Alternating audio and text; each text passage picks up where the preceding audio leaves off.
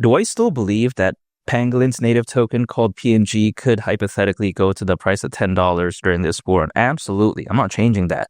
Even though that's not financial advice, I'm still very bullish on Pangolin because I think it's a very special decentralized exchange.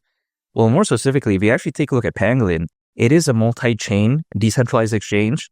And some people may think, okay, this is a little bit caca. Why does this matter? It's because when it comes to Pangolin, something that's very important in my opinion is the fact that originally it did launch on Avalanche. And in my opinion, Avalanche is arguably one of the best layer 1 blockchains of all time. But before I dive into that and talk about why I like Avalanche so much, it should be noted that there is other deployments when it comes to Pangolin. For instance, you take a look at, it has deployments in Hedera. I'm very bullish on Hedera. Also Flare, I'm very bullish on that as well. You also take a look at the Near protocol, which is absolutely fantastic. And of course, much more. Now, again, you get why it's a multi-chain, right? That specific word, decentralized exchange, because again, there's other deployments. But let's focus a little bit on the Avalanche aspect, because when it comes to Avalanche, I think it's a very amazing layer 1 blockchain. Again, the reason why is because it's very scalable, very fast, very secure, and also gas fees are not sky high. They're not caca like Ethereum, for instance, right? You take a look at Ethereum, it's a very good layer 1 blockchain in terms of fans, in terms of hype, in terms of ecosystem. But if you take a look at, there's two major flaws, scalability, and also you take a look at the gas fees. I think that's complete nonsense. Now, there are Ethereum layer 2s out there to kind of fix this type of stuff, but when it comes to Avalanche, it doesn't need that. I think Avalanche is a very amazing place to be. And again, if you take a look at Pangolin originally launching on Avalanche, that's a genius move in my opinion. If you take a look at, for instance, why is Avalanche, I think, such an amazing place for more specifically decentralized finance projects, much like Pangolin? It's because if you take a look at total value locked on DeFi, now DeFi stands for decentralized finance, but according to DeFi Llama, Avalanche, in terms of that category, is currently top 10 in the world. And it's been consistently ranked, again, in the top 10 when it comes to Avalanche, when it comes to total value locked on DeFi. So when you think about it, Avalanche is very amazing in the DeFi space. Avalanche isn't really considered as this premier layer 1 blockchain because oftentimes when people think about the premier projects, they think about, for instance, like an Ethereum, they think about like Solana, they say OBNB is amazing, but people don't really mention Avalanche in that regard. But I think it's because sometimes people don't really take a look at Avalanche, but I do because I understand just how special it is. Now, does Avalanche have the best fans, the most hype, the most attention? Absolutely not. But it doesn't necessarily mean that the fundamentals are caca or anything like that. Now, also, let's take a look at further when it comes to Avalanche. Why is it such a good place for DeFi? Even some very reputable individuals in the crypto space, so to speak, they even have high praise when it comes to Avalanche. Take a look at, for instance, we'll see right here that according to the founder of Aave, he claims how Avalanche is well suited for building DeFi applications due to its scalability features, which is amazing. Now, some people may think that, okay, this person may remind them of Ed Sheeran, like the musician, but yeah, it's not that. He is the founder of Aave, but I get why some people may say that, theoretically or hypothetically. Now, we take a look at, for instance, the co-founder of Chainlink Labs, which is not to be confused with Mike Posner. Some people may think, okay, is that Mike Posner, like the musician? But yeah, even besides that, he does claim that Avalanche gets us closer and closer and possibly arriving at parity with the speed of Web 2 systems. So when you take a look at these two individuals right here, they're the real deal. You take a look at Aave's massive, Chainlink's massive. So when I take a look at these individuals saying this about Avalanche, I think Avalanche is hands down pretty much the perfect place to be for DeFi projects, just generally speaking. Now, also when I take a look at, for instance, the decentralized finance market, this right here, I get it, is a market that has stiff competition. There's many decentralized exchanges out there that are on the rise. Take a look at Aerodrome, take a look at Velodrome, take a look at Saucer Swap. Of course, we all know Uniswap and PancakeSwap. However, even despite that, we have to take a look at the potential of the decentralized finance market and just how massive it could be. Because according to Grandview Research, the decentralized finance market is predicted to be worth over $200 billion by 2030.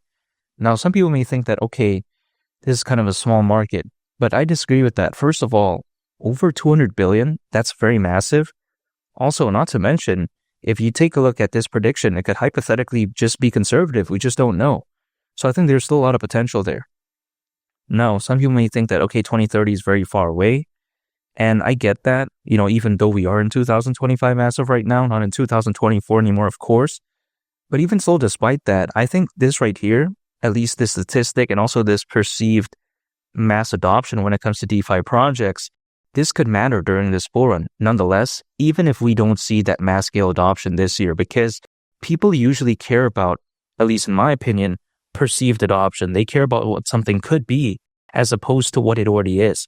Because if people cared so much about current adoption, then something like Solana or BNB wouldn't really pop off. Because let's face it, they don't have like the best adoption. They really just don't, in my opinion. Solana, for instance, is primarily known for meme coins. That doesn't mean that it has good adoption. There are good meme coins on there, but it doesn't necessarily mean that it has this mass scale adoption, at least in my perspective. So again, people care about perceived adoption because Solana, many people think it could do good in the future, but still, the future, we don't know for sure, at least for 100%, right? So that's why, again, in my opinion, in this current stage as of right now, many people usually care about the narrative. And I think that when it comes to DeFi projects, it could be a big narrative during this bull run. And I think that when it comes to Pangolin, it could be one of the good players within that space. Now, let's not forget, if PNG, again, Pangolin's native token, if that were to go to the price of $10, considering current circulating supply, market cap would be around $2 billion, which is really peanuts if you think about it. Because, for instance, something like Uniswap, which many people think is arguably the best decentralized exchange, which I don't think so, by the way. But even still, despite that, its native token called Uni back in 2021 reached a market cap of over $20 billion. Now, am I saying that PNG has to defeat that? I'm not saying that whatsoever. Pangolin is not going to defeat Uniswap, in my opinion, anytime soon, if ever, maybe, who knows, right? But does it really matter? No, because naturally, Uniswap, it has this good fan base. It's one of the originators, so to speak, quote unquote. So, of course, it's always going to have this mainstay. But it doesn't necessarily mean that when it comes to PNG, why can't it achieve at least a glimpse of that? You know what I mean? Again, around a $2 billion market cap, that's like around 10% of that. Why is that too much to ask for? Again, when compared to Uni's all-time high market cap. So even just achieving a glimpse of Uni, by the way, again, reaching that market cap and reaching the price of $10, it's already around a 27x from here. So it's not bad. Now, it's not going to be the best upside out there, but you know what? In my opinion, anything over a 10x is a big bonus. So I don't see why it would be that bad. And the way to take a look at it is that if Uniswap can reach over $20 billion in market cap, especially back in 2021, right? At a time where there was far less crypto owners, allegedly, because during the peak of the 2021 bull run, there was roughly only around 300 million crypto owners. Now, according to Crypto.com researchers, over 600 million. So I think this bull run could be a lot more special. And also, not to mention, as of right now, the vibe is that a lot more people actually know more about decentralized exchanges and its benefits, also DeFi, just generally speaking. So I think this time around, things could look very positive. And again, PNG at the price of $10, considering all that, I don't see why not. Even take a look at Charles Hoskinson, who is the co-founder of Ethereum and the founder of Cardano. He does predict that in the next 1 or 2 years, based on a video that he was a part of back in November of 2024, he did say that he could very well see Bitcoin reaching anywhere between $250,000 all the way up to $500,000. Could you imagine that? If let's say Bitcoin doesn't reach $500,000, which I think is a little bit way too optimistic, let's say just 250K, his worst case prediction, even at that point, PNG at the price of $10 may seem a little bit bearish. And in my opinion, as the old saying goes, a high tide raises all ships. If Bitcoin goes to the price of 150,000, 200,000, maybe even beyond, again, I don't see why PNG won't go along with the ride. And I think that as Avalanche becomes a bigger narrative, I think naturally, so will something like Pangolin. Because just think about this, right? When you take a look at Solana, when Solana really popped off, what went along with the ride? Not only just the meme coins, but also something called Jupiter, which is a very famous decentralized finance project. But back then, it wasn't popular. When Solana popped off, it became popular, right? So when you take a look at something like Avalanche, if it, let's say, does gain Solana type of attention, or maybe not even that, let's say just a glimpse of that, I think Pangolin is going to gain a lot of attention as well. And again, I think it could very well join that ride, much like what we saw when it comes to Jupiter in the case of Solana.